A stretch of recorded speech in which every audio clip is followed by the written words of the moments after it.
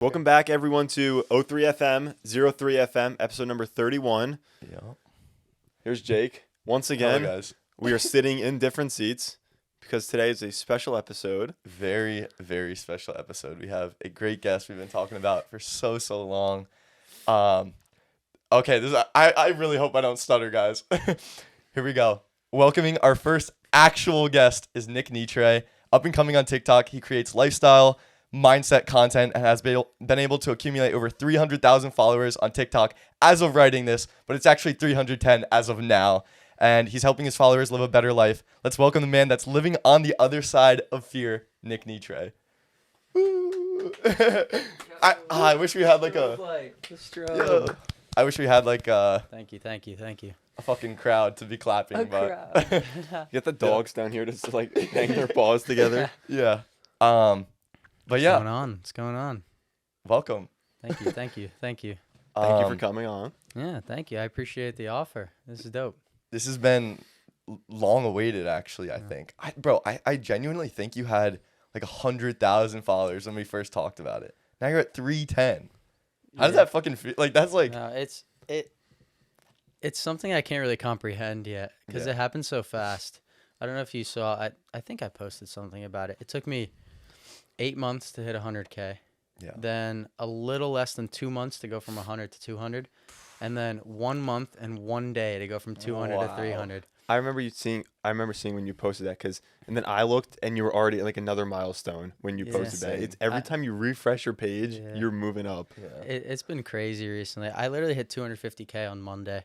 And then I hit 300K on Friday. So 4 days I grew 50K. Unreal, bro. Which was like every time I opened TikTok was just like 5,000, 3,000 you follow. And it's honestly at this point I don't even like pay attention to the numbers anymore. I can't because it gets to my head, you know. Yeah. The numbers really get to your head. It's crazy.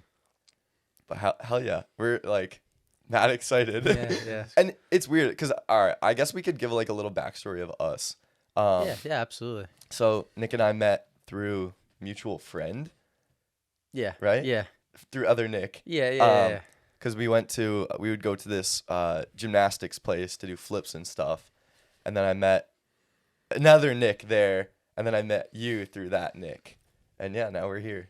But I feel like I've known you for like 5 years, I think. Or much, like, low-key a long time. But then we really kind of came back together. Yeah, we rekindled. Yeah. We rekindled. Like 2 years ago. All I remember is just like Alex, our friend Alex, being like, yo, we should invite Jake. Yeah. The people know who Alex is, by the way. Oh, okay. Oh, yeah, they do know. They don't have the best perception of him, but they No, know who he is. people don't love Alex. He came on our TikTok live one time and he was getting... no. Should be honest, I'll tell the fucking story. I don't care. He was getting murdered. We had over like 100 people on the live. Within like 15 minutes of him being there, I think we were down to 4 people. He was arguing with like every kid in the comments. No. It was funny. Of course he was. I'm not surprised. He's like the biggest gaslighter I know. Sorry, I'm a little thirsty. But I think other Nick again, he posted clips of cliff jumping. I was like, bro, you gotta bring me next time. Yeah. And that's when I came with Danny for the first time, because I couldn't drive at that point in time. So I was like, yo, I need a ride. And Danny came with us. I do remember that. Yeah. And then Brad came the next time, and then it was just like, that was it. Yeah. it was a Oh good yeah, time. Brad. Brad, of course. That was the first time I met Brad too. We have to have Brad on the podcast. Oh my god, I don't know how the hell we would do that, but that would be amazing. That would be legendary. Yeah. But yeah, and now we're here, and now it's been like 2 years going strong. Yeah. The group, so hell yeah. Breaking news, Manscaped now sells beard products. That's right, they are once again revolutionizing men's grooming with the Beard Hedger Pro Kit. From a beard trim to a fresh shave, the technology behind the Beard Hedger Pro Kit allows you to shape your signature beard look. Now you can finally use Manscaped products to make your drapes match your carpet by going to manscaped.com and using code 03FM at checkout for 20% off and free shipping. So say goodbye to your stubble trouble with Manscaped's Pro Beard Kit. It all starts with the Beard Hedger. This thing is a juggernaut of fixing faces. First off, this cordless trimmer has a rotary wheel that gives you 20 hair cutting lengths, all with one guard, so no more messy drawers full of extra add-ons. That's right, face grooming doesn't need to be hard. Get 20 different beard lengths in just one guard. Plus, it's waterproof so you can shave in the shower to avoid all that hair in the sink.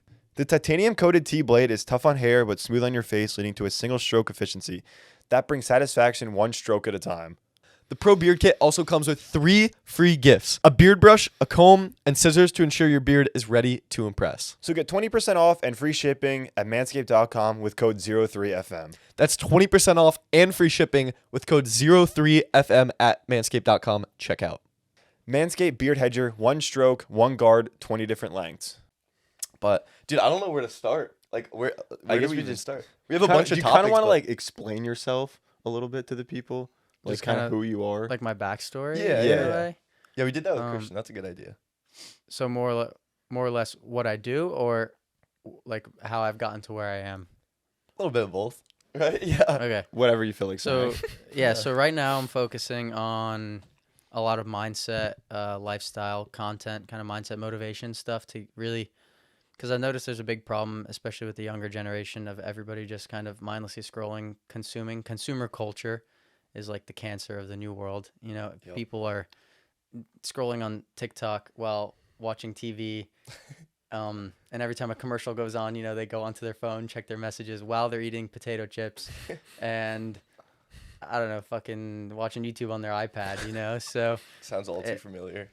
yeah, it's, and it's sad because nobody knows what to do with their lives, right? Mhm. So, and every time you sit down and ask the question, like, damn, what do I want to do? Nobody knows the answer because they just resort to the easy thing, right? They go to their phone, they go to TikTok where they're like, oh, okay, I can laugh a little bit. Yeah. And then people live boring lives, you know? They have 12, 13, 14-hour screen times, and they, when you look at it, there's so much to experience, right? So I guess I could start as where this whole mindset shift started in my life was I put it to about 12 or 13 years old. I don't know, something switched in my brain. A switch flipped in my brain, and I looked back on my life and I felt robbed of my childhood because I was like, damn, honestly, I've had a decent life so far, but it's been kind of boring. Friends invite me over, and out of social anxiety, I wouldn't go over to their house. I wouldn't sleep over their house because I was homesick when I would sleep over. And I just didn't feel like I was really adventurous, and I didn't take many risks in my life, and therefore I didn't have many experiences, like fun experiences and stories. I think it really clicked when I finally got to the age that my dad and my parents started sharing some of their stories from their childhood. Yeah. And I was like, damn, like I have none of that to share with the world. I was like, that's kind of sad. That's kind of disappointing. And I was always a cautious kid. I actually learned how to do flips and stuff when I was really young. Really? Yeah, like I could like front flip on a trampoline and into a pool, and then I lost it because I got too scared of it. Damn. And that's kind of when I fell into like the too cautious, you know, be a good kid, do your homework all the Yeah. time, stay home and study instead of go hang out with your friends. And I didn't realize you could do both at the same time. So that kind of flipped. I found flips. I found freestyle skiing, cliff jumping, all that stuff. Really pushed myself like really far out of my comfort zone. I was constantly doing things I was scared of, but I loved the feeling of the adrenaline. Yeah. That's what really drew me in, was like the feeling of feeling alive. You know, it was a feeling I've never experienced before in my life, like that adrenaline rush of like my first double backflip, my first double front flip, you know, the thing you're so scared to do, the thing you think you might die doing, but you do it anyway and you succeed. Yeah. It's a feeling I'd never felt before, and that's kind of why I fell in love with it and started doing flips, cliff jumping, freestyle skiing. Hell yeah. And I don't know, I just kept progressing from there.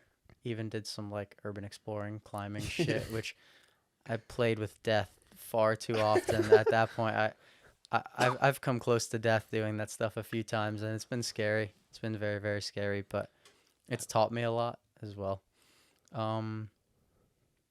Yeah. Some people say So, like yeah. that's the only time you feel like you're living is when you're on the edge of death. Yeah. What I actually have a cool story to share about that actually later. Yeah, But well, for it's like sure. it's a video I saw, but it's a different perspective that most people don't realize. Mhm.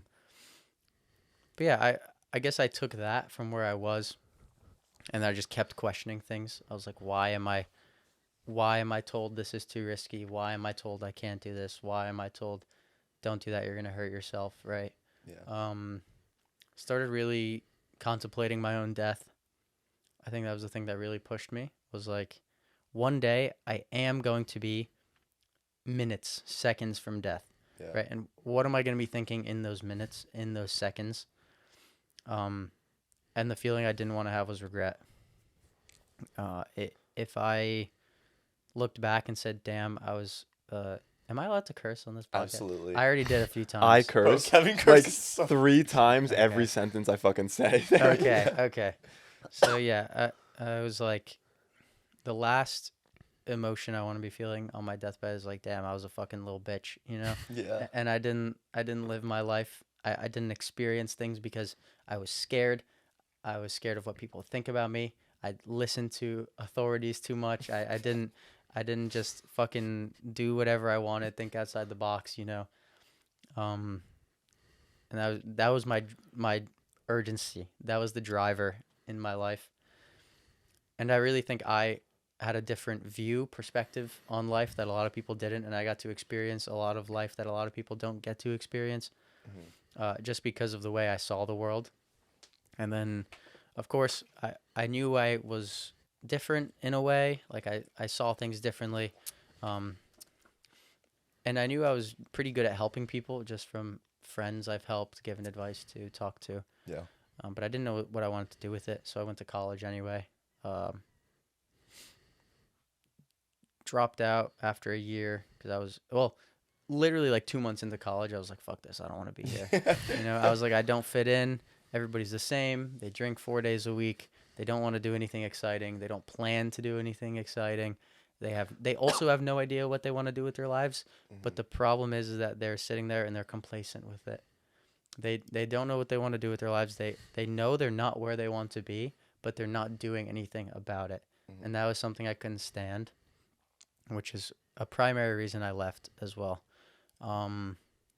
In college, I started my TikTok in February, so it's been almost a year. And I just started posting mindset videos, kind of things I would tell myself in my head. It was almost like I was talking to myself when I was talking to the camera. I would just post it on TikTok, and then eventually over the last year, I've kind of narrowed it down to like a main focus. Yeah. And I think that's what's really accelerated my growth recently, is because it's something I know very well, I'm very passionate about, and people can feel that in my videos. And yeah, I mean, that's pretty much it. And That's sick. long-winded, Dude, that was long-winded really good. story. That's crazy. I think what the most impressive part about your story is how you figured out that you're like, I don't want to say on the wrong path, but headed in the same direction as everyone when you were so young. Like you said, 12 or 13. Yeah. Some people figure that out when they're like 40, when they just do the same thing every day. So that is ridiculously impressive. Yeah. Yeah, I think luckily somehow, maybe the way my parents raised me, maybe something that maybe I figured it out on my own. Maybe it was infinite intelligence, you know, giving me some guidance. But I just developed like a certain awareness about myself that I am really grateful for, because that's what's like really guided me in my life, is like my awareness of my life and kind of where I want to be, where I want to go. And honestly, that's, I think, also what drew me to extreme sports and adventure sports as well, because it allowed me to find presence and peace. It was that moment where time stands still that really drew me in. Like doing a backflip off of a 30-foot cliff, time stands still. You know that. Literally. Right? Yeah. It's the moment when I'm standing on top of a 120-foot water tower looking at the sunset, that nothing else matters in There's life. not another thought in your head. I'm except not for what thinking you're of seeing. school. I'm not thinking of what X, Y, and Z person are thinking about me. I'm not thinking about what homework I have to get done later. Like I'm sitting there, fully present in the moment, enjoying, like fully enjoying life. And I think that's what kept bringing me back and back and back, was the presence that it brought me, the awareness. Yeah. I just gotta say, like, bro, I'm fucking hype right now. Like, you just gave your like whole backstory, and I'm fucking hype. I want to get him to do like push-ups or some shit right Yeah, now. Like, right. I'm motivated. That was great. I of course relate because Nick and I, like, we always go out and do the cliff jumps and stuff. Do you think there's a point where that adrenaline pushes too much? Because you see these crazy videos of people doing skyscrapers and cranes, and it's unfortunate. And I mean, we could even relate like free soloing, like Alex Honnold, and of course these legends that have like passed away from it. But do you think there's a point where that adrenaline kick is just too much? Like you're pushing too hard? No. Damn. Well, okay, two things here. There's a big difference between risk and recklessness. True. It's a fine line, but it's a big difference. Mm-hmm. Risk is like the trained athletes, right? The athletes are trained in what they do. They know what they're doing.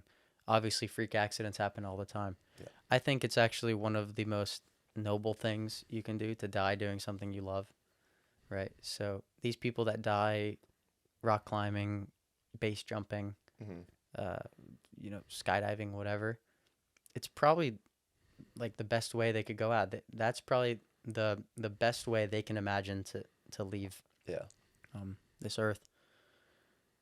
And honestly, I feel like it's a difficult question because everybody wants to live as long of a life as possible, right? But it's not necessarily the length of the life you live, it's how much you can pack into that life and how much you can experience. I think Abe Lincoln said, it's not the years in your life that matter, but the life in your years. Damn. Because, like, Fuck. Abe Lincoln was Yeah. on. So yeah, He yeah. was So, spitting. yeah. so, that being said, it's the death part isn't the sad part. I don't think there is a sad part to that. That's also one of my big drivers is I think that there's a very negative connotation around death, in especially Western culture. I mean, mostly around the entire world. But everybody thinks of death as a sad thing. Yeah. Right? There are very few cultures that actually celebrate death. Mm-hmm. They celebrate the good life you lived, all you got to experience, the actual opportunity that you had a life. It's crazy to be just a single piece of this existence and to see everything, to be a part of something bigger than you could ever imagine. Yeah. So death is almost like it's explained by, I actually read a book called Fear, by this spiritual teacher. His name's Osho. Mm-hmm. He says that death is a crescendo of life. So it's like the prime peak of life, right? Because it's not necessarily life ending, but you're almost seeing what's on the other side of death. You've experienced all of life. You don't know what's on the other side of death. You have your theories, right? Heaven, hell, afterlife, nothing, right? Nothing. Atheists believe nothing. Yep. But if you can overcome the fear of death, you can be excited for death, if that makes sense. Yeah. Because you can go into it with love, fascination, and this kind of just openness to see what's on the other side, right? Because obviously energy cannot be created or destroyed, right? And your body is made up of energy. That's why everything moves. That's why you move. Life is motion, right? Mm-hmm. So it has to go somewhere. Yeah. It has to go somewhere. And we don't know what happens. We don't know where it goes, what happens, but that's the exciting part, I think a lot of people shy away from the unknown. They think it's scary because they don't know what's going to happen, right? The unknown can be very scary, but it can also be very exciting because you don't know what's on the other side. It's a total surprise. It could right? be the best thing that ever happens. It could to be you. That's true. it could be better than life, and you don't know. Yeah. And you really don't know. So I honestly don't know what to say sometimes. Like, yo. you're literally leaving me speechless. I swear to God. Low-key, me too. I took an art history class last semester of my school or my whatever college years. Yeah, And so almost every past culture that has lived has celebrated life, and they throw these massive rituals for death, and they're celebrating death, and you wonder why. So I wonder where that switch really happened of going from celebrating death to, I guess, mourning death, it. Yeah, right? yeah. It's interesting. Nah, that's all I was gonna say. No, it's definitely an interesting thing because it's like I feel like a lot of it comes from attachment, right? Because people are like, oh, I miss them so much, like they were such a good person in my life. But you can easily flip that, right? And you could say, oh, I'm so grateful to have experienced them, for them to have been a large piece of my life, and they'll live with me forever in my memories, right? Like somebody who leaves your life and passes away is not gone ever.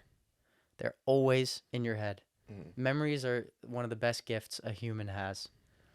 And you can definitely flip the script around people passing away and say more, I'm grateful to have experienced them. I'm grateful they got the chance to experience life, and peace be with them wherever they are. Yeah. Right? That's about all you can say. It's like the saying, don't cry because it's over, smile because it happened. Yeah. Like you still have all the memories, the good memories with people. Yeah. As cliche and redundant as the Yeah. saying is, it's actually true. Mm-hmm. Really true. It's so many of those sayings that are redundant and just repeated all the time are just turn into like jokes almost, but the truth behind them is still there. Mm-hmm. Yeah. I think I'm just really glad that you decided to do like spreading your mindset versus anything else, any other business you literally could have done. You decided to spread what you think because you have such just like a good outlook on life. I feel like almost everything you talk about is positive, and that's the direction it should be going. And there's just not people like you in this world. Literally, there's just not.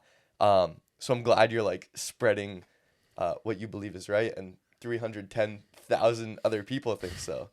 And I was also gonna say, I think it's really interesting if like any of your followers get to watch the full podcast, because I know you make like YouTube videos on the side and stuff, but TikTok's your main platform, so it's gonna be really cool to see you on long form versus like, I don't know, this podcast could be fucking 2 hours if we want to make it 2 hours.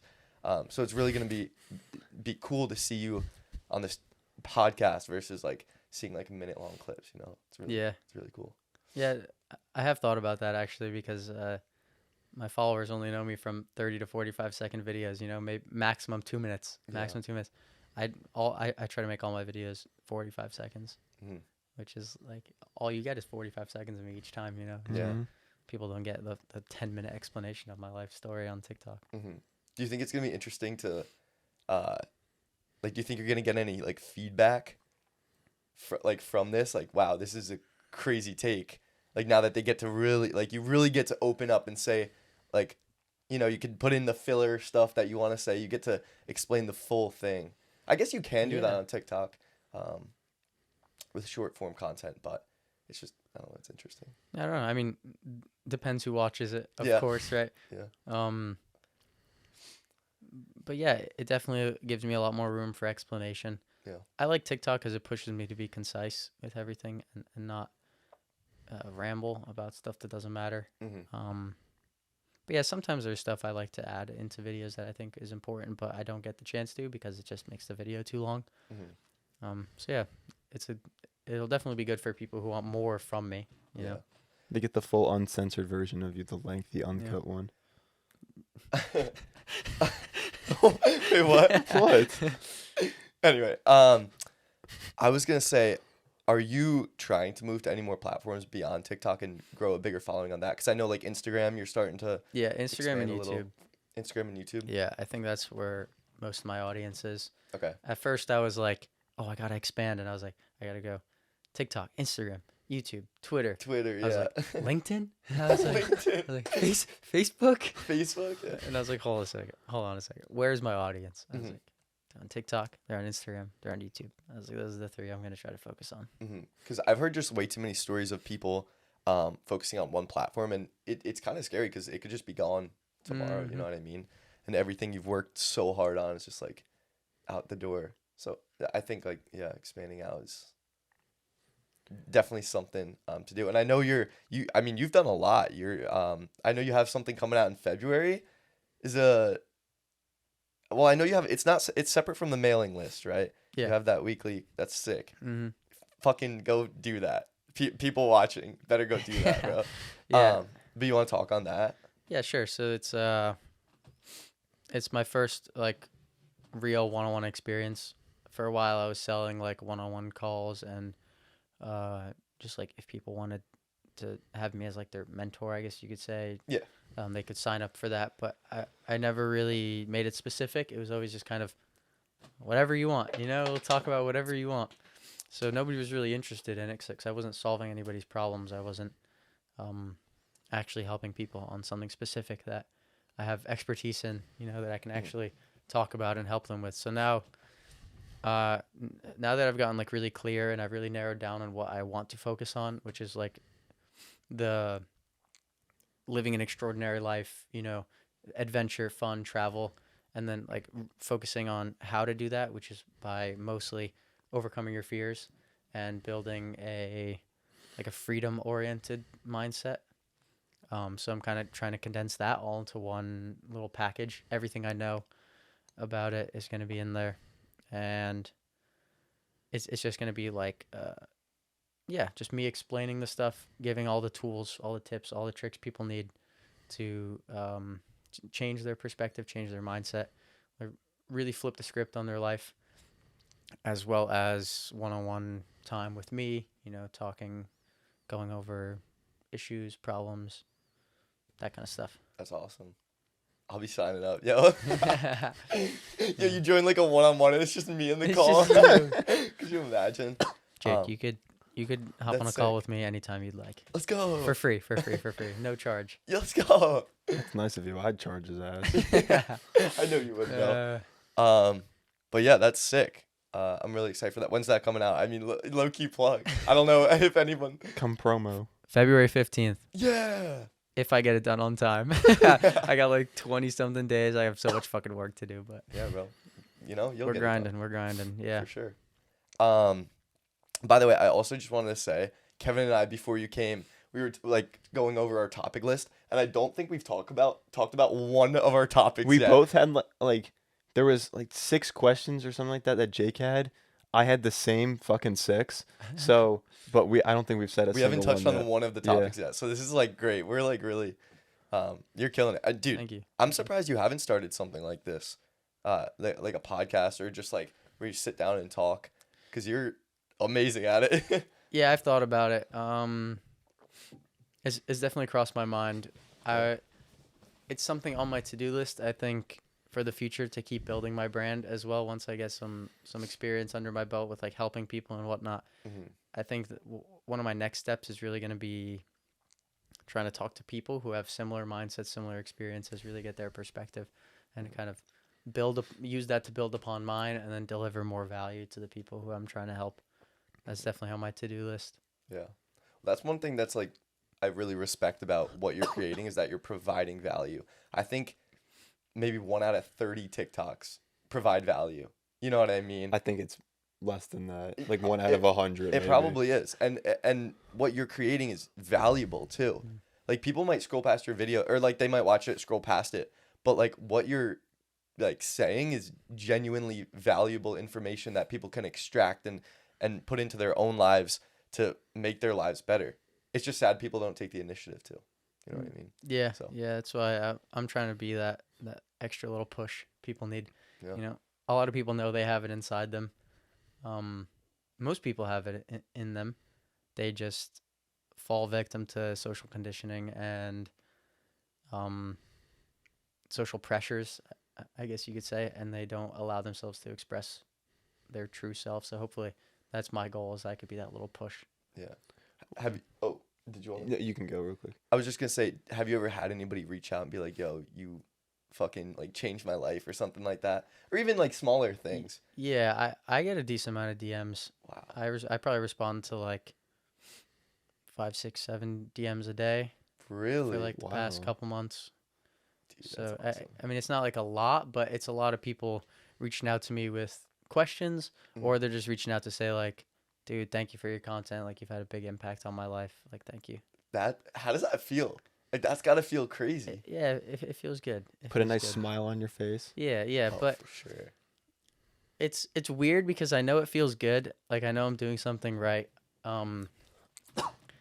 But then again, I've never needed the validation. It's always just come from in me. Like, it feels like something I need to do. Mm-hmm. Like, I need to get this message and this idea out into the world. So it's not like I'm forcing myself to make videos and then I need the validation of other people to keep me making those videos, you know? Yeah. Like, I'm going to make them either way. But it definitely feels good knowing I have something to provide. That's sick. Yeah. Awesome. What were you gonna say? Do you have like an end goal with all like your social media platforms and stuff like that? Do you have a spot that you want to get to? I know it's kind of That's a big such a hard question. that's like yeah. a big loaded question, but do you have like a rough idea or anything like that? Like Sorry, the mic or the camera just turns off every 30 minutes, so we gotta click Okay. it back on. An end goal.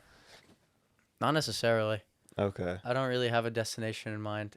I'm just kind of going along for the journey. Hell yeah. Very cool. Ideally, I really want to,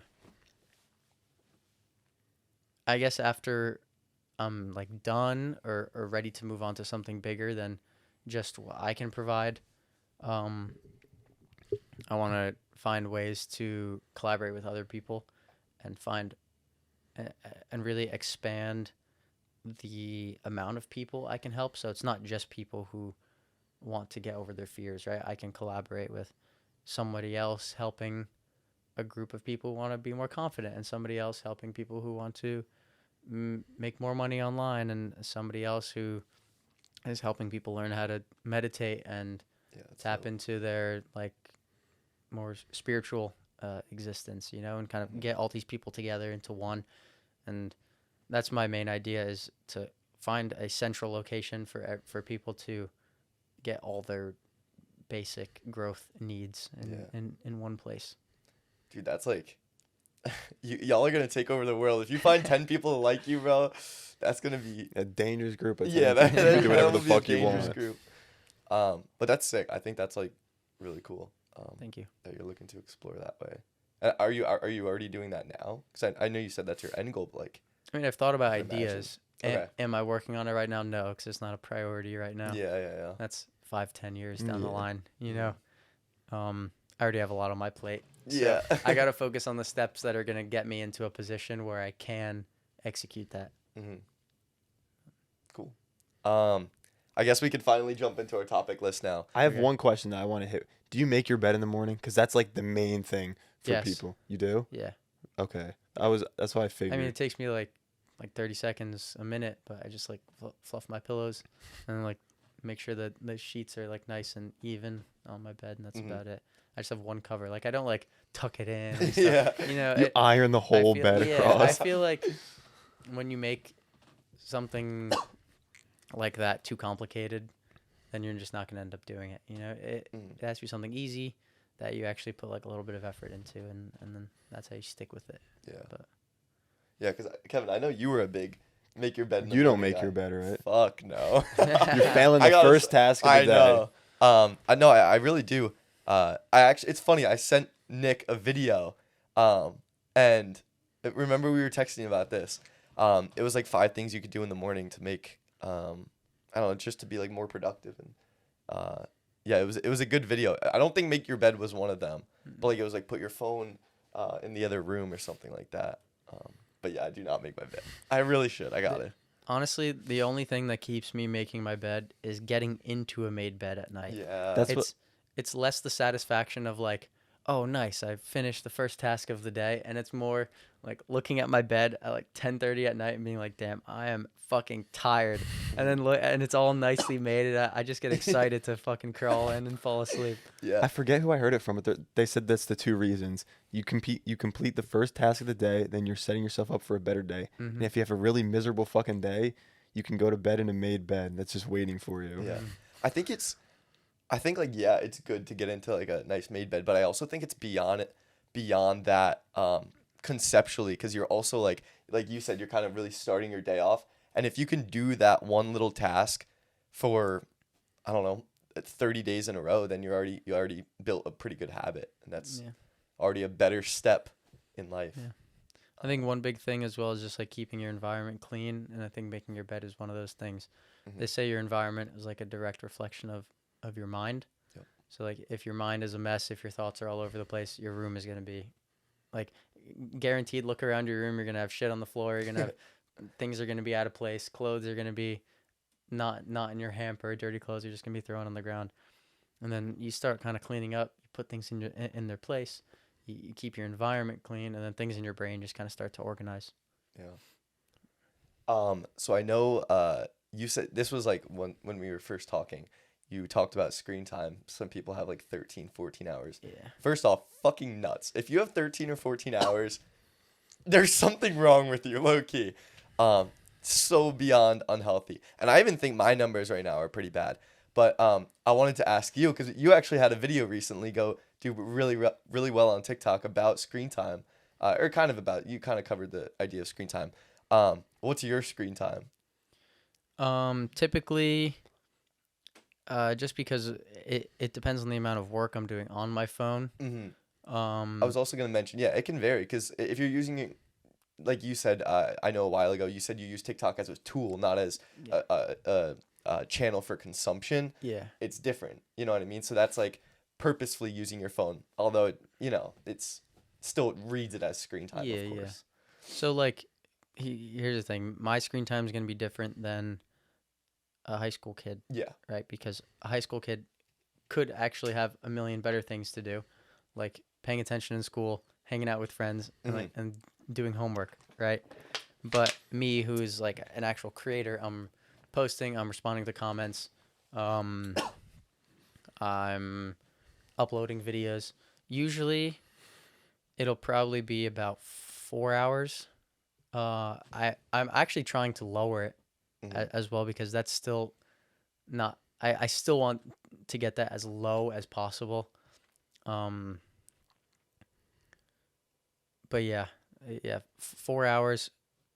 Sometimes a little more, sometimes 5, and that's when I start to get disappointed in myself. I'm like, damn, Yeah. 5 hours, like that's not good. Dude. That's Like not you good. see it pop up at the end of the week, and you're like, "Fuck, Yeah. bro." So I have like a little screen time widget on my phone Oh, nice. that shows my screen time and shows like which apps I was using. So I'll usually just, as I'm going to like an app or something, I'll look at it and it'll say like 4 hours, 5 hours.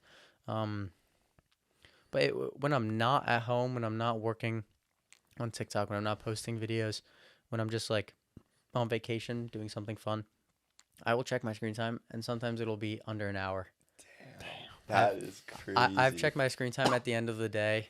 I think the lowest I saw it was like what was it, like 51 minutes or something like that Damn. at the end of the It's day. impressive. That's got to be the best feeling ever. Yeah, it's so good. And when you start really focusing on lowering your screen time, you notice the difference, because now when I'm with a group of friends, and let's say we're sitting at a table eating dinner, right? I'll be sitting there. I just eat without my phone because I've gotten used to eating without my phone. I'll pick my head up and I'll look around, and I'm the only one not on my phone. Everybody else is eating, staring at their phone, scrolling. And I just look around. I'm like, damn, I'm really the only one not fucking scrolling right now. Yeah. It's crazy, and it happens all the time. It happens all the time when I'm with people. Everybody is always staring at their phone, eating. And it's become normal for me to not use my phone. Yeah. Well, I think it's pretty funny. Our friend group, people when they would be on their phones and when we were doing something, like when you want to be in the moment, we'd call them out by saying you're a screenager, Yeah. right? And like I've done it throughout my life in general. Dude, that was a loud crack. Yeah, ankles are Oh. fucked. My ankles are fucked. But I started doing it throughout my life, and it genuinely brings people back to the present and brings them off their phone, because it makes them feel like guilty about themselves almost. It's a really good practice, low key. Someone's on their phone when they shouldn't be like, you fucking screenager. Like, bro, get off your damn phone. And they will, for the most part. Yeah. It's actually funny because I found a type of video on TikTok that actually works really well. It seems very counterintuitive, but I literally yell at people to get off of their phone. Yeah. I've seen those. Yeah, one that did incredibly well. It's at like 3.3 million or 3.4 million. Holy It's That's a lot. the first like 10 15 seconds of the video is me bringing the person back to the present moment. So I literally point at the screen and I'm like, you're watching TikTok right now, right? So immediately they're like, oh yeah, I am watching TikTok, right? Because you forget you're scrolling, you totally forget what you're doing, right? And then I go, okay, so now you're aware you're watching TikTok. And now since I've said that, it like immediately brought them, so, oh, I do know I'm watching TikTok, right? And then you're aware that you're watching TikTok. You're aware of your awareness. That's like a big step in awareness is developing awareness that you are aware. Like, you know, right now that you know you're on a podcast, right? Yeah. I Does that swear to make God, sense? if you make me start manually breathing, I'm gonna get fucking mad at you. Hey, manually breathing is a great way to bring presence into your life. But yeah, I know what you mean. after that, I pretty much said, because now that they're present and they're aware, you know, you go from your phone being the only thing your consciousness is focused on to being able to focus on your phone, what's behind your phone, what's to the right of you, what's to the left of you, who's around you, right? The noises that you're hearing. And it makes it a lot easier to put down your phone because you realize what you're doing. Yeah. And it's, I always get comments of people like, dude, why don't you get off TikTok, bro? Like, you're on here posting videos. Like, shut the fuck up, man. You're fucking stupid.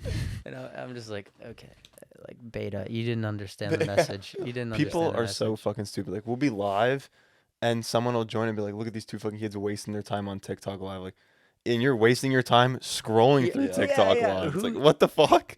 Like, that's what baffles me always is people comment about people wasting time on TikTok. You're commenting. Yeah. You're on TikTok wasting your time. Mhm. I feel like it's just a way to make themselves feel better about them wasting their time, you know, because when you diminish somebody else and make them bring them down to your level, you feel better about yourself. Yeah. We could actually talk about that because I reached out to you when we first started. And I was like, bro, like, did you encounter this? Because we were, I mean, yeah, like you saw it firsthand. We were really getting fucking killed in the beginning. It was rough. And you said, I don't know, just like negative breeds negative. And that's like, that was like really powerful. And that made me realize like I shouldn't give a fuck about what these people are saying. You know what I mean? It's good. Yeah, you have to realize that by you guys starting a podcast, you are becoming a player on the field. You're no longer on the sidelines. Right? Everybody who is watching is on the sidelines. Think about how easy it is when you're watching football to yell at the TV to tell somebody to do something better. My dad does it all the time. He looks at the TV and he goes, he gets paid millions of dollars to catch a football and he can't catch it. I could catch a football better than him. And I'm like, you tell him, Dad, like you go out there next time and you catch that football, right? Yeah. Because nobody understands what it's like to be on the field actually playing the game until you're doing it. So like a creator would never shit on you guys for starting a podcast because you guys are actually trying. You're doing something, right? People are always going to criticize. And honestly, like I said, it's because it's easy to criticize. Yeah. No, that's why I'm like really happy you're here because I think that's the direction we want to go in. Is like we want to get these big creators on our podcast. You know, that's like the goal. And we want to get insight on stuff like that. But just starting out, that's like once you hit that first like big time, you know what I'm talking about? Yeah. Then it's like from there, it's you know you just keep going up. So. Yeah.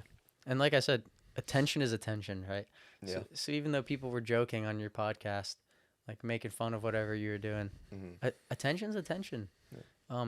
And you can turn attention into something good. Like I was just thinking, like literally like maybe like an hour ago. Think about like X, right? He like Look at Me was a meme song. It was a total meme song. Yeah. Everybody would just like bang their head to it just because it was like a funny ass song. And then he turned all that attention into something beautiful with his Question Mark album. Right? Pop Smoke was like also kind of an example of that. You have to think of how his transition in music, right? He started with like everybody was just like, damn, this guy's got like a really deep voice and he makes some crazy crazy music. Like think about yeah, Dior, right? And then he goes on to make, I forgot the name of the album. Shoot for the Stars. Like aim for the moon. Land on someone with the moon and the stars are shooting. I totally figured, but that album became like so popular, and he turned the negative attention towards his, well, I don't know, negative, funny, right? Yeah. Whatever attention he was getting, he turned it into like his attention for his new album, which was actually completely different than any of his other music. Mm-hmm. You know? Yeah, that's a good direction for a lot of artists, as in like rappers, singers. I'm gonna grab my sweatshirt. Yeah, of course. You're chilling, bro. But like, I know Mac Miller, a lot of his later songs were just like super beautiful, and I wouldn't even call it a song. It was just like artwork at that point. You know what I mean? A huge change from his original art. Yeah. He went from like rapping about like I don't know, fucking bitches, TV to watch my movie. Yeah. To like just like really beautiful stuff. So it's cool. Exactly. I think I want to jump into a little bit more of my my topic list. Okay. So I mean, we talked about this a little bit when we went on our like parkour excursion. You did your water fast, right? Mm-hmm. 3-day water fast. I don't know. I just want to hear like, how did it go? Like, what did you do? Stuff like that. Okay, so yeah, I did a 3-day water fast at the beginning of January. Where I only drank, well, not only water. It was water, tea, coffee if I wanted, but I didn't have any coffee. Oh, nice. Just no, and lemon and salt, just to make sure I was hydrated, and lemon for a little bit of flavor. Mm-hmm. Pretty much anything that was going to be like under 5 calories a day, because I think they consider breaking your fast over 100 calories a day. So I was drinking just green tea, herbal teas, which I don't know if I was supposed to be doing. I read a little bit online about like being careful of natural flavors and stuff, because they can like satiate you, make you not as hungry. So I don't know if I fucked that up, if I'm going to be completely honest. Tea's tea. Either way, I went 3 days without any food at all, just lemon, salt, some tea, and water. And then it was honestly pretty easy. I'm not going to lie. It was surprisingly easy. I was hungry. I didn't really get any stomach pains. I didn't get any headaches.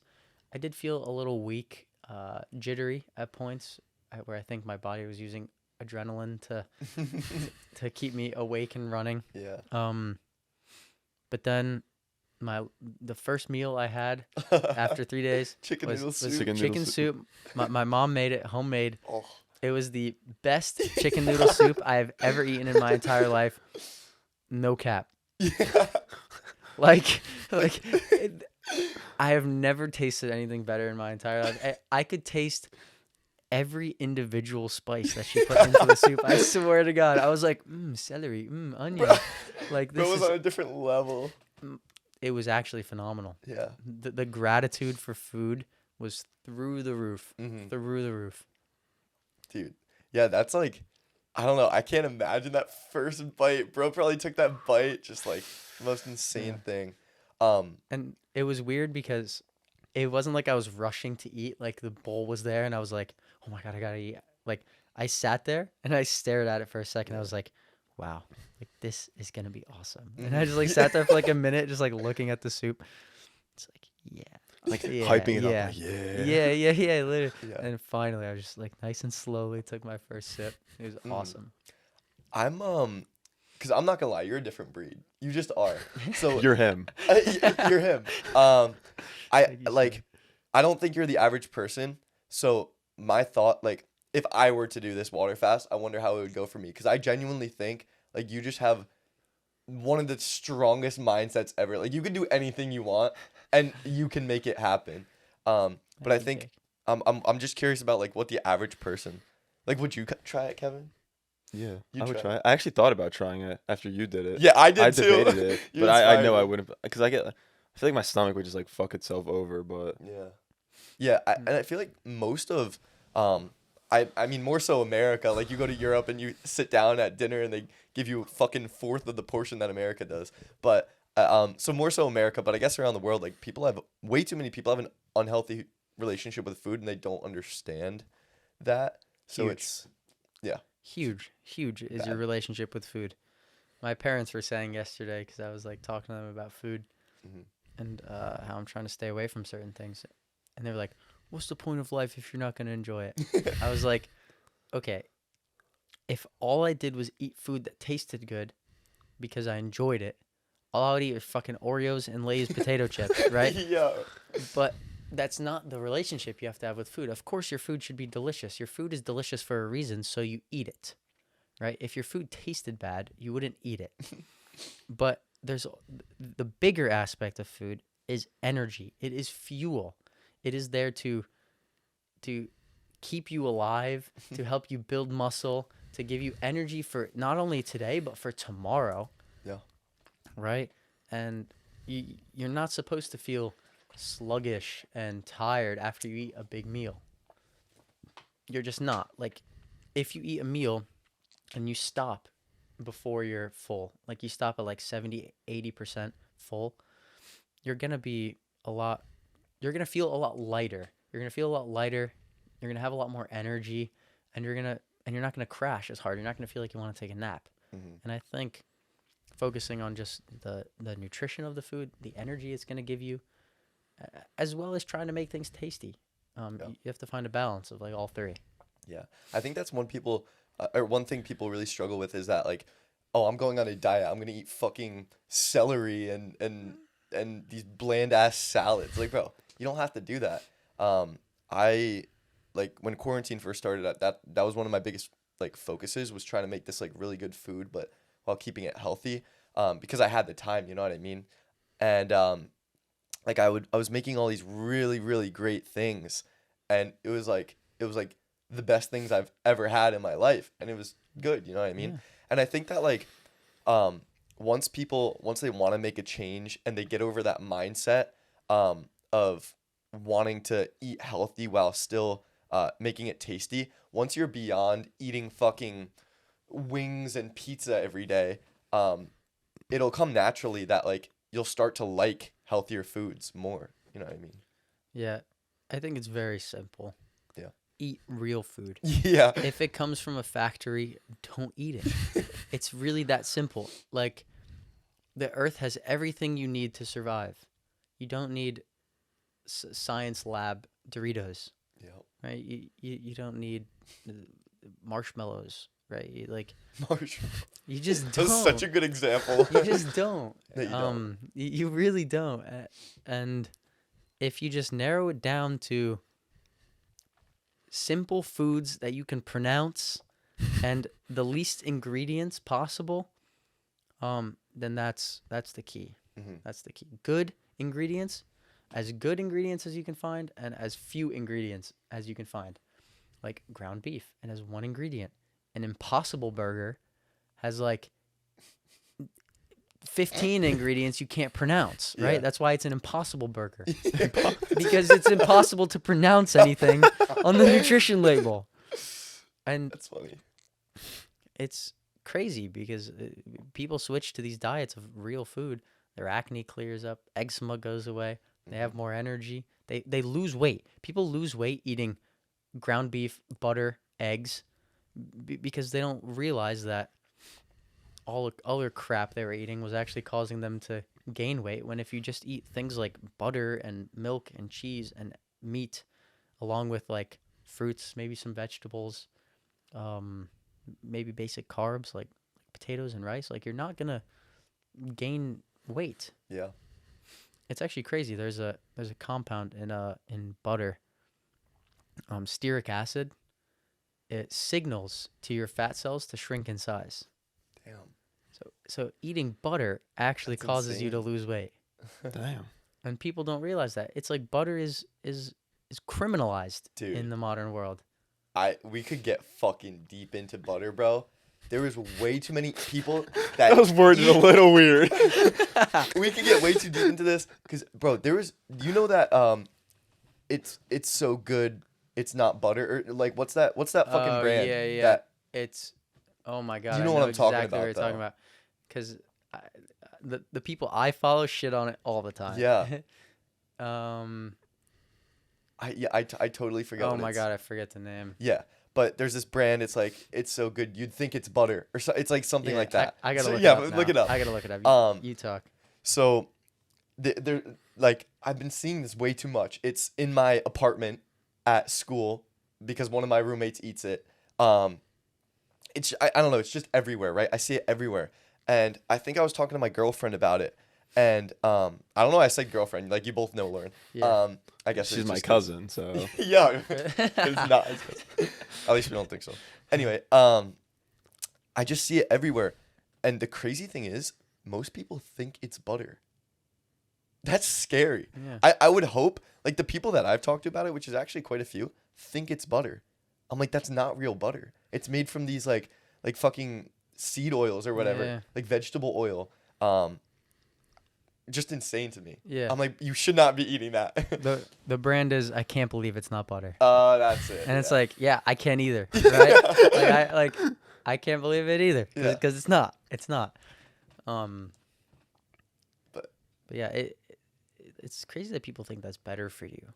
unreal. I don't get it. Is seed oil like hydrogenized vegetable oils like corn oil, soybean oil, Canola canola oil.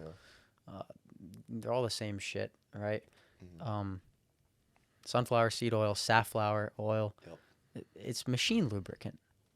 It Before it literally- literally is. It is literally machine lubricant. Like they used to use it to oil machines, and up until like 100 years ago, they started feeding it to people.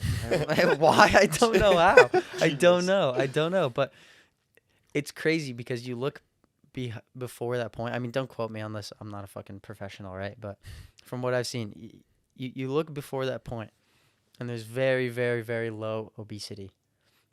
And then seed oils are introduced, and you look at the consumption of seed oils along with the chart of the increase in obesity, and they line up almost 1-to-1. Way too 1-to-1, right? Yeah. I think it's really just like any processed food in general. Yeah. Um, Yeah. Mostly, yeah. Insane. But yeah, you can't even digest them. Yeah. I think they have a half-life of like 8 years or something, so they get stored in your body for years Yeah. at a time. You know, I mean, most of them you probably just poop out, Yeah. right? but the little fat that you do store from that when you're eating potato chips, right? Shit, tons of vegetable oil because that's what they're fried in. Yeah. Um. We actually talked about this about Liver King and how he oh yeah, he like has perfect poops, bro. like the ideal peak human shit. Yeah, Yeah. yeah. Because I mean, apparently when you switch to foods like that, you just poop less Yeah. because it's more bioavailable, so your body absorbs more of the stuff. Oh. You're actually like he doesn't eat any fiber at all, right? Oh, Liver King? Yeah, he eats Yeah, I think That's what. Oh, is that what you said? Yeah, The clip? he eats so Oh, little okay. fiber. he eats Okay. he eats almost no fiber. I mean, maybe the little bit he gets from like potatoes, like Yeah. like if potatoes have any fiber. Mhm. Oh, avocado. He eats avocado. Avocado has a good amount of fiber. Mhm. But is majority meat, majority fat. He eats very little carbs. And your body just absorbs most of it because, I mean, the most bioavailable forms of protein are going to be milk, cheese, egg, or meat, cheese, milk, dairy. Mhm. So meat and dairy are most bioavailable forms of protein. Everything else, it just starts going down. Your body doesn't absorb all the protein. You could eat 15 grams of lentils, right? Like 15 grams of protein from lentils, and you'll only get 10 of those grams, Oh, because yeah, your yeah. body doesn't absorb all of it. So it's not actually 15 grams of protein. But like Interesting. a steak, like 15 grams of protein of a steak is going to be 15 grams of protein. Yeah. And it makes sense, right? Like supports like. You Mhm. eat meat, it's going to help you build muscle. Yeah. Right. I want to go back to the fast real quick. How did you feel mentally and physically during those 3 days, compared to like when you were eating normally? Dude, honestly, my mind was really clear and I had a good amount of energy. I mean, I was consuming a little bit of caffeine and I don't ever, well, actually, more recently I started having a little bit of caffeine every day. But just the green tea I was drinking probably helped me a little bit. I honestly felt like really clear minded. And I had a good amount of focus. I got a lot done Wow. in those 3 days. Energy was pretty decent, I gotta say. Yeah, I mean, it was on your. Was it second or third day Second. that we went out? Second. Yeah, and I mean, you seemed pretty good. Yeah, Honestly, yeah. I would think like if someone was that deep into a fast, they're crippling like on their bed, deathbed right there. Yeah. No, it's crazy. You can do so many more things than you think you can. Like you've never gone a day without food, and it sounds like the worst thing in the world, but going a couple days without food is nothing. You know, people have gone 40 days without food, Yeah. 30 days. You know, so yeah, you could easily survive 24 hours without Yep. food, right? Huh. But you've just never done it in your life, so it sounds scary. Dude, I gotta do a fucking water fast now. Let's do it together. We At the same should. time, let's do it. And then we could talk about it on the. Oh fuck. It just went, I think. Okay, cool. Yeah, I don't know why the camera does that. That's fine. Yeah, mine does the same thing. Yeah, I mean, we have the same camera. So Yeah. that makes sense. Yeah, we should actually do that. You On can the just start with a day. Yeah, smart. Do a day. If we do the 3 Nick can be our day, coach. on the third day, we should film to like update everyone on Oh my how we're God, that would doing be before cool. we end. That would be really cool. Yeah, Thanks, I mean, Nick. I'm not gonna be your coach, dude. I'm not a professional. My body is an experiment, and, Yeah. and I tell people all the time, you don't have to listen to what I say. You don't have to follow what I do. I'm just a dude on the internet. I speak my mind. Yeah. I'm not a professional. That's Don't take exactly anything what I we say say. seriously. But I'm gonna share with you what I find. You know. Yeah. No, that's what we say. We're just two dudes talking. That's Yeah. it. Yeah. Everything we say could be fucking the opposite of what's real, you know? Like or we true. actually we contemplated just making like just spewing lies, just like making up shit on the spread- podcast. Yeah, that always baffled me. Is like you post something on the internet and you have to say, "Oh, I'm not a professional. I'm not qualified to give medical advice," because then you could get sued by people. But you're on the internet. Why would you ever believe Yeah. anything you see on the internet fully without questioning it first? If you're scrolling through your For You page and you see a TikTok and you immediately implement 100% of that TikTok in your life, you deserve something wrong to go. Yeah. You deserve for something to go wrong. That's Yeah, fucking yeah, pathetic. Yeah. No, people need to learn critical thinking skills. Yeah. But people rely on TikTok like way too much. Yeah. Low key. Like if you see something on TikTok, just like, I don't know, do some deeper information Yeah. digging on it to see if it's true, you know what I mean? I think. Oh, sorry. Oh go. no, you go. I was actually talking about this to my parents. It's actually social media is a phenomenal platform because the algorithm has found exactly what the audience wants, right? So if somebody is speaking the truth and and it's resonating with people, they're going to gain traction on social media. So that's why you see people like Liver King with like millions of followers. You know, you have his I guess you'd say colleague, the other animal-based guy, Carnivore MD, right? You have people like Andrew Huberman. You know Andrew Huberman? I do He not. has a Huberman Lab podcast. He's like a neuroscientist at Stanford, but he has his own podcast, and it's cool. grown in popularity so much because he gives just quality information Yeah. that you usually wouldn't find by searching stuff on Google. So it's a great way to like reflect what people actually want, but you also have to do your own digging, you Yeah. know, and take everything with a grain of salt. To talk about like social media, what I hate is like obviously social media thrives off of the audience, the people on the apps, but the people are so fucking stupid. Like no one sees, like this is an issue we deal with So funny. quite literally every single day. They see something and they don't see past it. Like it's just on the face of what they see. Like we'll post a clip. Obviously, like we fed into the hate on our podcast, like by posting satire, stuff like that. And then we we? post. I don't think so.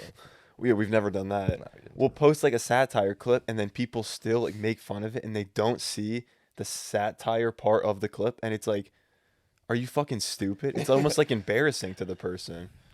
Yeah, that's always baffled me as well as people see like some sort of satirical clip, right?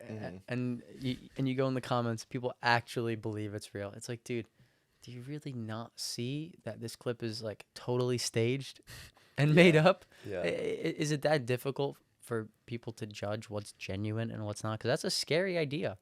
If you can't judge like what's genuine and what's not, I mean, sometimes it can be really difficult, right? Some people are really good actors and they play it off really well. But most of the time it's really obvious. Bro, the same people commenting are the same ones eating. I can't believe it's not butter. Yeah. There's one clip that we have that's always like my perfect example. We got 250,000 views on me asking Jake if he showers naked. Oh yeah. I'm like, oh yeah. do you shower naked? He's like, no. All right, bet.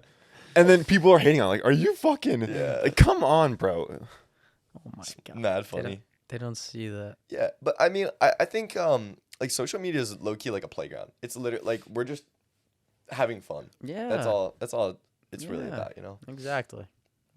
Don't try to kill yourself over it. And we've learned to not take people too seriously on the internet. Yeah. For sure. Honestly, the thing that always just grounds me is I've actually learned to find compassion for the people who hate on me. This is a big Gary Vee thing. Yeah. Love Gary Vee. He'll say, like, if somebody comments something bad on your post, just kill them with kindness, right? Be like, dude, I'm sorry you feel that way. If there's anything I could help you with, like, let me know. I'm here for you. Yeah. You know? And people, I've done that a couple times, multiple times, and people will always respond like, yeah, sorry, man, just going through a tough time, you know, and they'll open up. Yeah. And the comment before that might just be like, well, this is gay, or you know, stop posting this shit, like, shut the fuck up. Yeah. And then you do that, and they open up, because what you realize is that people are always just projecting their insecurities on you. That's their internal state. And when you think about that, right, like the person sitting on TikTok commenting negative comments on other people's posts, and you really just internalize, like, wow, this person, like, they don't love themselves. Yeah. And then you just feel bad for them because you're like, this is the only way they know to cope with their, to cope with their insecurities. It is by bringing other people down to their level to make themselves feel better about their own insecurities, instead of taking action and actually doing something about it. I witnessed it firsthand because it was after I don't know, I think it was after one of our clips did pretty well. I got an Instagram DM, and so, well, first off, this meant that this guy went from the O3FM TikTok to the O3FM Instagram, and then from that Instagram to my personal Instagram. So he was doing some like digging to get to my personal Instagram. Then he DM'd me, and he was like, I don't know, it was just like some bullshit, like, fuck you, like, quit what you're doing, whatever.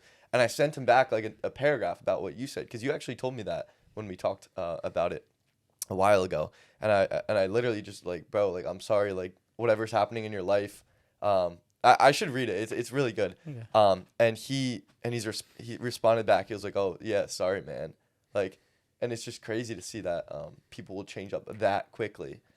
But there's one thing. This happened on the screen time clip. I actually want to talk about this. The guy commented, second dude didn't even say what his screen time was.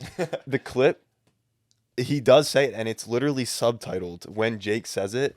And I replied, I'm like, he literally fucking said it. Yeah. And the dude replied like emoji. An hour later is like, oh yeah, my bad, bro. Love the content. Keep up the good work. Yeah, I'm he like, goes, love are the you content. fucking kidding me, bro? Like, what the fuck?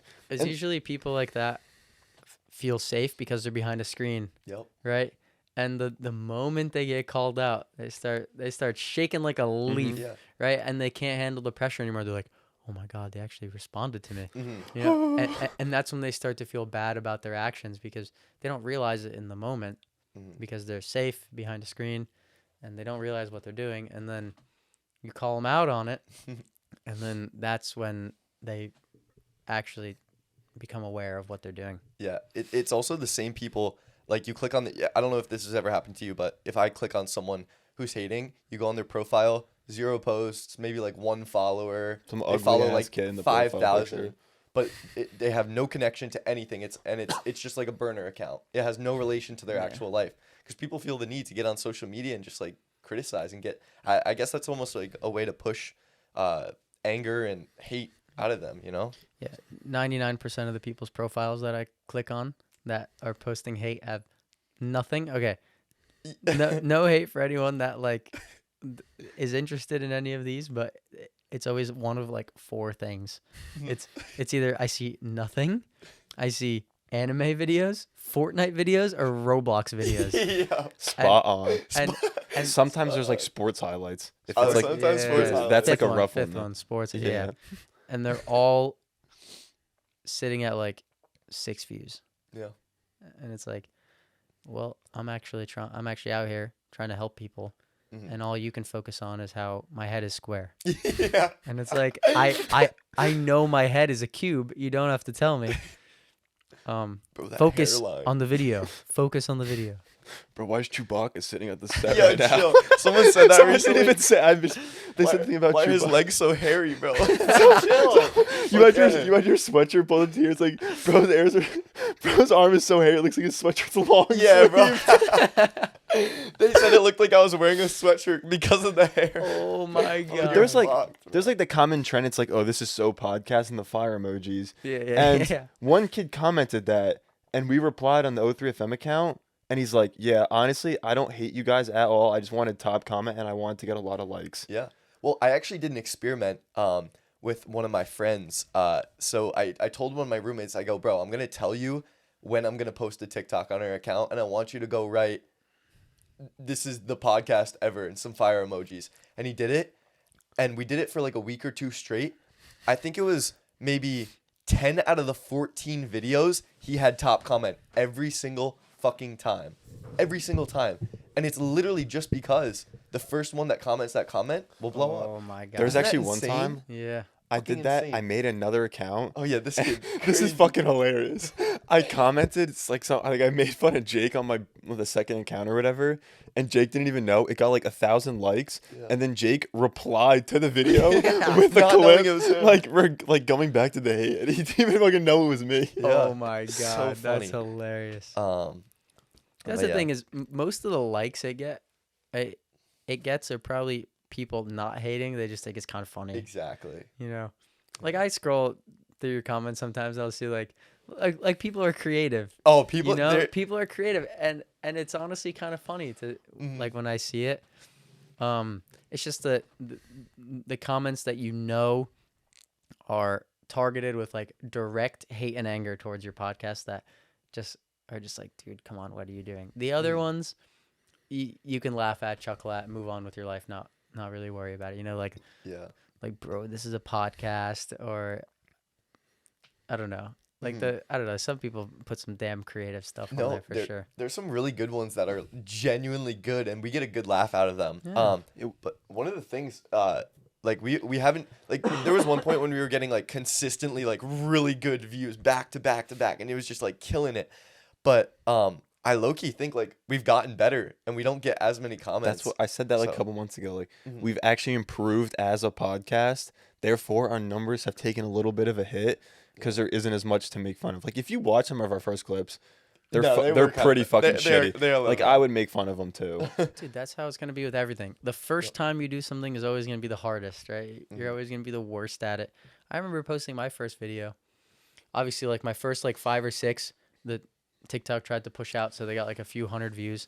Literally, clip number, like video number like 6 and 7 got 0 views and 2 views. Damn. And on TikTok, that's like almost unheard of. You know. Plugging in the cam. Plugging in the camera. You're Okay. good. Yeah. On TikTok, that's unheard of. Yeah. And I sat there, I was like, damn, like these videos fucking suck, you know? And I watched them, and I mean, that's honestly one of the best things you can do is watch your videos, realize that they suck, and then find out how to make them better. That's it. yeah. Yeah, that was it. One of the cool things that I was really happy that we did was just keep pushing through. Well, also the hate, but also just making videos. Like we devoted ourselves to making a video a day, and there was some times like it would be like 11 at night, and I'd be doing some shit, but I had to get that video out. So that consistency really stuck with us. And it was funny. Alex Drake actually sent. I don't know why I say his full name. It just like it's easy to say his full name. Yeah. May as well add his address in there too. Yeah. But he sent me this video, and it was a guy on a podcast talking about podcast statistics, and they said if you get past episode 20, you're already in the top 5% of podcasts because like no one goes beyond that. I'm pretty sure most podcasts don't go beyond episode like 5. Dude, consistency is huge. Yep. It's fucking huge. Because without consistency, you don't get better. Yeah. You know, one of the only reasons I'm where I'm at is because I've been posting almost every single day for a year. Mm-hmm. Sure, I've missed a day here and there. Sometimes I'll post 4 times a week. Sometimes I'll post 5. Sometimes I'll post 7. Sometimes there was a time when I started, I was posting 2-3 times a day. I was posting 14, 15 videos a week, you know? Insane. And it's that puts in, you put in the reps, you put in the practice, Yeah. and you build the skills needed to keep making better and better videos, and you build the evidence for like why your videos are actually good, you know? Yep. That's like one of the best things that can happen to a creator is like an overnight success. Because like obviously if you want to be a good creator, you post a video, you wake up the next day and you're fucking viral. But it's also, it can be one of the worst things because you never have the 0 view videos that help you build what you're going to create. Like you don't get time to fuck up. Like that's what I think's been good with us. Like we've had this time to improve and then we're building and creating a better and better product every single day. Yeah. Failure is just feedback. That's all it is. Damn, I like that. I've never heard that. Yeah, replace failure with feedback. It's like if you, I always say if you're not failing, you're not trying hard enough. Mm-hmm. You're not doing enough things. You're not thinking outside the box enough. Yeah. Because that's really what's gonna make you grow. Is like you just gotta post stuff that you don't know is gonna do well, but you're just gonna fucking try it anyway. Yeah. We've tried that a couple times and we got just like trying new stuff. Oh, of course. yeah, of course. We've got a record low view yesterday of 352. But like we tried it. We know what works and what doesn't work. Yep. And the thing is, you might try something like that as well, and you might get 10 million views if it's something new. You change one little thing about your video, and it flips the whole scenario. I've posted videos where I posted multiple times already. Multiple times. There was one video that was at like 20K. And what I do is I know the video could do better. Mm-hmm. Right? So I've gone into analytics. I go to watch time, like retention, right? And I see in the graph where it dips. Random dips. And I'll go to that point in the video. I'll be like, okay, I fucked up here. You know? This clip was useless. People didn't like it. I'll go back into Premiere. I'll take that chunk out completely. I'll re-edit the video, move stuff around, and then I'll re-upload it. Already twice this has happened to me. One video I posted sat at like 20K. Went to analytics, took out a big chunk, reposted it. It's at like almost 800,000 now. Wow. I did it again with a video that was at 50K. There was a one clip at like 10 seconds that turned people off. Like they immediately scrolled once I said that because they were like, this is fucking stupid. I thought it was a great part of the video. People didn't like it. I took it out completely, reposted it. It's at 1.3 million. Mm-hmm.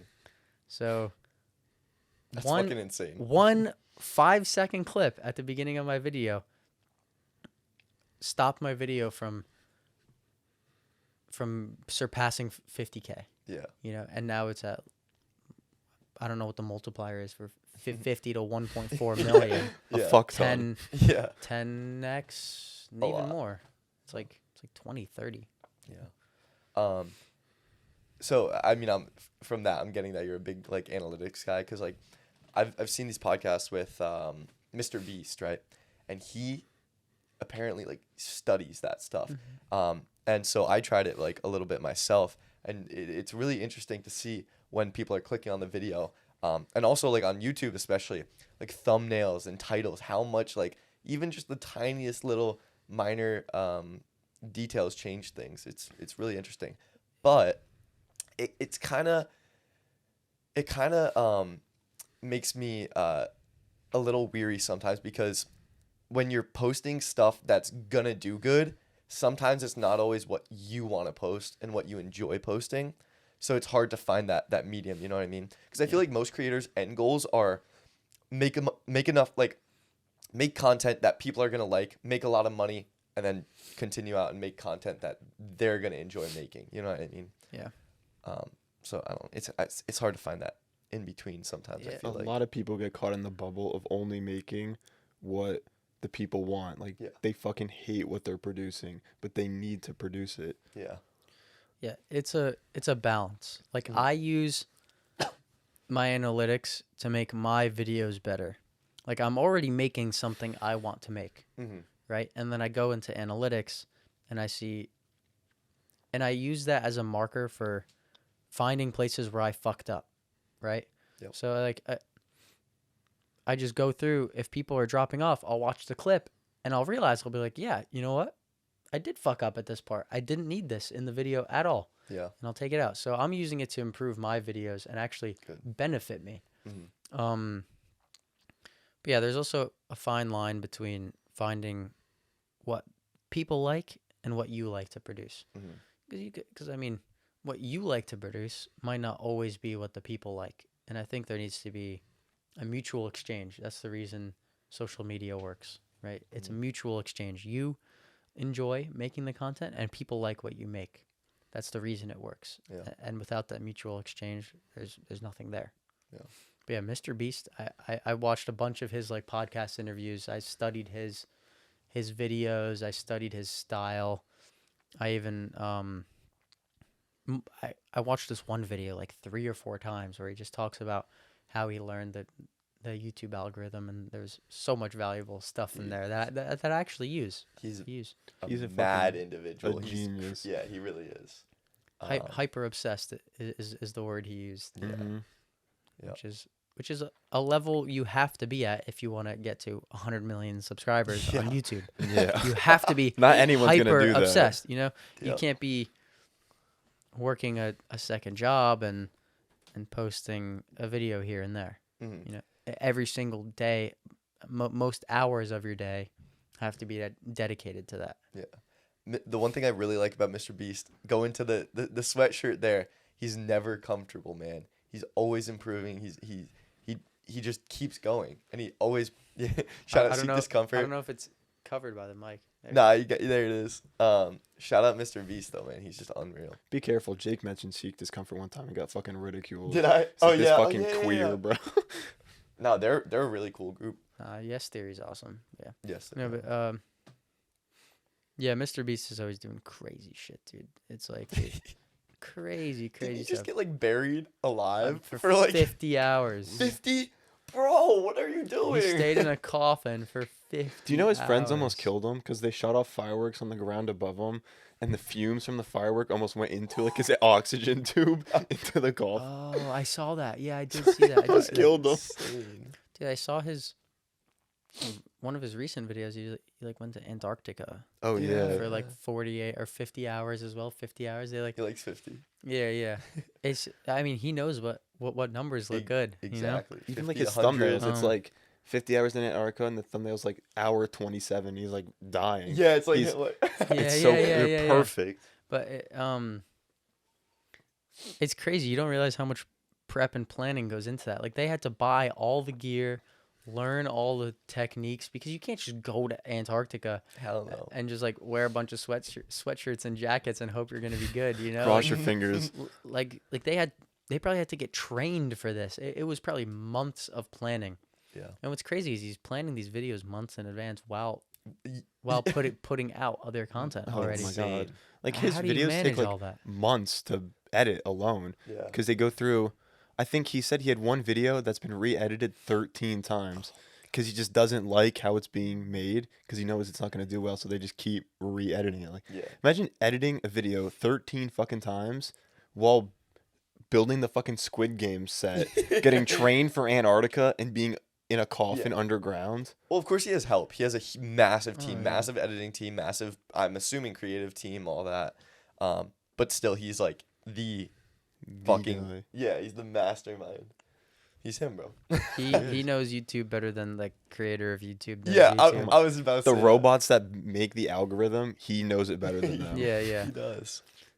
You could probably ask like Chat GPT, like will this video perform well, and it'll say no, and then Mr. Beast is like, well, actually, Yeah, well, actually, that's jokes. yeah. Was there anything else? I'm gonna check my topic list real quick, but I think I like covered most of the things. Absolutely. There's one thing I want to say that is 100% unrelated to anything we've ever said. I thought this was an interesting fact. Yeah. And this kind of goes with me calling out Floyd Mayweather in the last episode. Oh yeah, yeah. It is. What the fuck? Men, wait, what's the exact number? It is fucking crazy. Yeah. Okay. Men, like when you imagine yourself fighting someone in your head, you are 4,000% less effective at fighting than you think you are. Really? And that's men as a whole. So like if you picture yourself fighting someone in like your head, like you're dreaming about fighting someone, unless you know how to fight, you are 4,000% less effective than you think you are.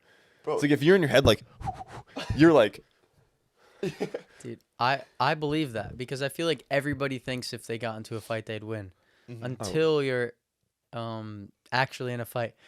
What's the Mike Tyson quote? It's like everyone has a plan until they every- get punched in the face. yeah, like everybody's gangster till they get punched in the face or something like that, right? It's like, but it's so true. It's so true. Mhm. Yeah. Dude, I always be doing like the craziest shit in my head, like in the dreams and stuff. You're in like a 1v12 fist fight and you're like running, you're wall running, you jump off, spin kick in the face. Yeah, that's funny. Are we? I don't know. Is there anything else? I'm happy, man. Whatever you guys want to ask There's me. one more thing that's kind of for the people at home while we wrap it up. What are 3 pieces of advice you'd give to everyone watching right now? That's a hitter Oh right there. boy, this Like your one's 3 always- main pieces of advice. And then as a little bonus, what is your favorite quote? I know that's probably hard because you probably have there's a lot of good quotes. Like your favorite quote. Yeah. We should have given you that topic ahead of time. So you Ooh, think. 3 pieces of advice. That is difficult. Number 1, follow your curiosity, right? Follow your passion, follow your curiosity, follow what drives you up the walls. Because that's the thing you're going to be able to stick to for the longest, learn the most about, and help the most people with, right? And people don't do that because they chase money instead, Mhm. you know? But I feel like if you just put faith in God, in the universe, whatever you want to believe in, the source, right? Being, source. whatever you want to call it, to provide you with everything you need to just chase your purpose, your passion, your love, then everything's going to work out. I'm trying to think of 2 more. That's tricky. That is really, really, really, really, really tricky. I mean, honestly, you just gave us a fucking hour and a half of Oh yeah. of advice. You know what I if mean? you So- can't think of anything, don't sweat it. I think you gave them enough information. Fear is a compass, right? Whatever you're I like that one. most scared to do, that is probably what you should do. If you're thinking of starting a travel page, right, but you're absolutely terrified to start because you don't know if it's going to work out, or you're thinking of starting a business, right, and you're like, oh, what if I go bankrupt? What if I'm going to be poor? What if my parents don't accept it? Yeah. Right? That's the thing you need to do. That's the thing you need to do, because it just is. You know, that it's that thing that people have learned that if you do the thing you're scared of, it's going to work out in your favor.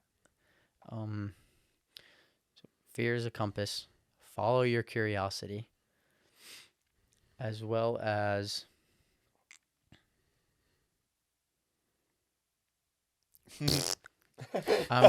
I'm trying to make this last one a good one. Imagine he just did that. I'm trying to make this Shorts last one. for the- I'm I'm Number 3. yeah. After that whole hour and a half of like the best content, you're just like, I guess this kind of relates to what I was talking about earlier, but what's the best way to put this? Like meditate or conceptualize your death, right? Understand the fragility of life. Understand that you could cross the street later today and get hit by a car and be dead, right? And I guess that comes back to the saying, live every moment as your last, because it could be your last. Oh, there's the quote. Oh my God, he's genius. It could be your last, right? Well, actually, no. You have a different I have one? another quote Oh, in okay, mind. damn. Yeah. A quote machine. Yeah, they just run through my head. Yeah, it's just like those little reminders that keep me doing what I'm doing. But yeah, live every moment as your last, because it could be your last. How do you want to spend every single moment? You probably don't want to spend it thinking about the past. You probably don't want to spend it thinking about the future. I mean, of course, you have to plan, right? But a majority of the time, you want to be with the people you're with. You want to spread as much love as possible. You want to be grateful. You want to experience as much as possible, be as present as possible. And that's, I feel like, a big part of living a full life is maximizing each moment, because it's such a small blip of time, and you're never going to be in the same place ever again. No matter what you think, things are always going to be different, right? So live every moment as your last, I guess I would say. Dude. Like you're not going to make it to tomorrow, because you might not. No, you might not. I was cruising through the streets of my college town on an electric longboard. And I mean, like, as gruesome as this sounds, it was like, yo, like a car could run a red light and I could just get bopped, you know what I mean? Yeah. And that's it.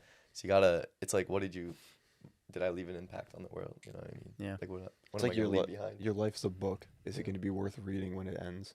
Yeah. Damn. Yeah. No, it's as cliche as that saying is, like, YOLO, live every moment as your last. YOLO. It's really something that you need to implement, because otherwise, I don't know. I feel like otherwise moments are wasted. Oh. Oh, good shout. I didn't see that. I hope that wasn't on there. I don't think it was that long. I don't know where I was when it turned off. It's all good. Yeah. Otherwise, moments are wasted. You're only getting so many blips of where you're actually fully experiencing and enjoying the moment if you spend all your time not doing things you want to do, because you're thinking about what other people are going to say about you, what other people are thinking about you. I guess that's it. Hell yeah. The quote, as for the quote, let me just pull it up. I have it on my phone, and it's in like a spot where I can always look at it, because I don't want to get it wrong. Yeah, you've already hit us with like 10 quotes today. I'm surprised you got that much like memorized. Yeah. So yeah, definitely take your time. I mean, this is my life. This is what I think about. Yeah. I actually found it very recently. It's kind of a longer quote, but I think it hits really hard. I don't know if you guys have ever heard of Stephen Pressfield. Probably not. I have not. He was like a writer, and he wrote for like 17 years without seeing a profit. Damn. Yeah, and he is now like a best-selling author, and has wrote like a bunch of fiction books. He coined the term resistance. It's like the force that tries to stop you from doing what you're supposed to do, right? Well, this is a quote from one of his books.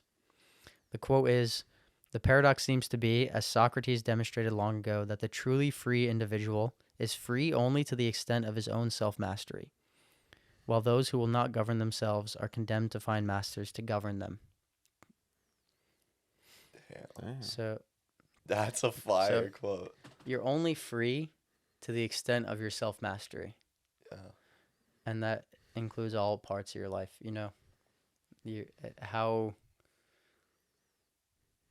how well you know yourself, essentially. And he says those who don't achieve self-mastery are going to find people to govern over them. And they're just going to live in the rat race and take a 9-to-5 job. Be average. Stay average. Yeah. Damn. I think that's a fucking beautiful place to close. Yeah, that was a great place to end it at. Damn, I don't know. You wanna? I mean, if No, anyone that- watching, dude, you have anything to plug, like TikTok, everything. just my name. Just look. Fuck yeah. I don't know. Look me up. TikTok, Instagram. Nick Nyitray. Nyitray. That's it. You're gonna be in the title. Your name's gonna be in the Yeah. title. All right, So, now you have to pick a word. We always pick a word at the end that people, if they watch it, they'll comment. I Yeah. think we've gotten maybe one comment of it, but you could, we'll still do it. it's like a word or 2 words or 3 words that if they made it to this point in the video, then you comment that. Oh boy. So it could It could like literally we'll be do like anything. red ball or gray vent or something like that. Yeah, like, literally just the Uh, dumbest thing ever. Oh God. Why am I tripping up over Just this look so in the much? room and pick It something could if even you be want. just like Literally- seek discomfort or like. Comment Jake Gory. Yeah. Bro, I thought it was about to be like this mastermind. Nah, Like, comment Jake Gory. Jake Robert Gory. yeah, really? You have to pull out the middle name. Okay, like anyone just watch this 2 hour. Um, Actually, comment gray shorts. I thought you were gonna say hairy legs. That's how you look Hairy at hairy legs. Gray that shorts. would've been jokes. Yeah. Gray shorts or Jake Gory, either or. Yeah. Um, We could definitely even do like an episode 2. I feel like I've Oh, dude. I I like could have kept going. built forever so and many ever and questions that I want to ask you, but I'll wait till like we can do in like a long format again. Okay, Bro, yeah. we'll bring you on in 2 weeks and you'll have like 1 million or some shit. Like, it's, Next, by the time we record next, you'll have your fucking YouTube 10 million plaque. Yeah. So, he like brings it on. But yeah, I mean, no, for sure that we will definitely have an episode 2 because that was phenomenal. This was like honestly the best podcast I think we've Oh, ever for had. sure. This was amazing. This was fun. But yeah, shout out Nick for coming on. We really do appreciate it. Thank you. Shout out Manscaped, Kodo 3FM. But yeah, it's been a good episode. We'll catch you guys later. Peace out. Peace. Yeah, dude, that was so good.